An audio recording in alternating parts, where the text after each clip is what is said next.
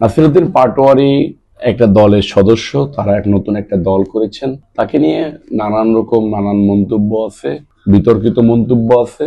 আমার কাছে মনে হয়েছে জাতীয়তাবাদী দল বিএনপি একটা বড় দল।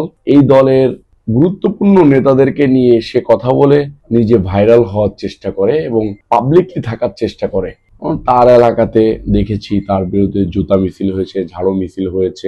যে নিজ এলাকাতে এরকম লাঞ্ছনার শিকার হয়েছে, সে বাংলাদেশের মানুষের কতটুকু আস্থা অর্জন করতে পারবে রাজনীতিতে আমার জানা নেই। নেগেটিভলি কথা বললে অনেক কথা বলতে পারি, আমি সেদিকে যাব না। আমি দায়িত্বশীল জায়গা থেকে নাসিরউদ্দিন পাটোয়ারি সম্বন্ধে কথা বলার মতো মাইন্ড রাখি না, পার্সোনালি রাখি না। আমি তার সম্বন্ধে অনেক নেগেটিভ কথাবার্তা শুনেছি, বিভিন্ন কিছু খাইটাই বিভিন্ন জায়গায় থেকে বিভিন্ন অকারেন্স করে থাকে। আসিফ নজরুলের বাসার একটা ঘটনা আছে, শুনেছি।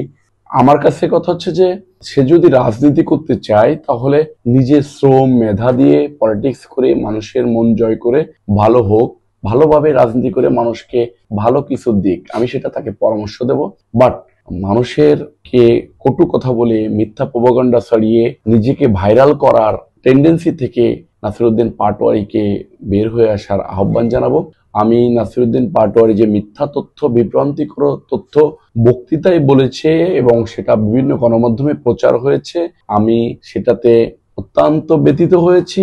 এই কারণেই ব্যথিত হয়েছি যে মিথ্যা প্রপাগান্ডা ছড়িয়ে একটা রাজনৈতিক দলের কর্মী কিভাবে নিজেকে এস্টাবলিশ করতে চাই, এই ব্যাড টেন্ডেন্সি থেকে আমাদেরকে রাজনীতিবিদদেরকে বের হয়ে আসতে হবে, না হলে সমাজ আমাদের কাছ থেকে কি শিখবে। আমি তার বিরুদ্ধে মামলা করব, খুব দ্রুতই মামলা করব এবং আইনের মধ্য দিয়েই ইনশাল্লাহ এটার ফয়সালা হবে বলে আমি আশা করতেছি। তবে এটা যদি নাসিরউদ্দিন পাটোয়ারি এরকম কন্টিনিউ, সে যদি মেন্টালি সিক হয়ে থাকে, তাকে আমি ডাক্তার দেখানোর পরামর্শ দিব, না হলে রাস্তাঘাটে হুট করে একটা দুর্ঘটনা ঘটে যেতে পারে।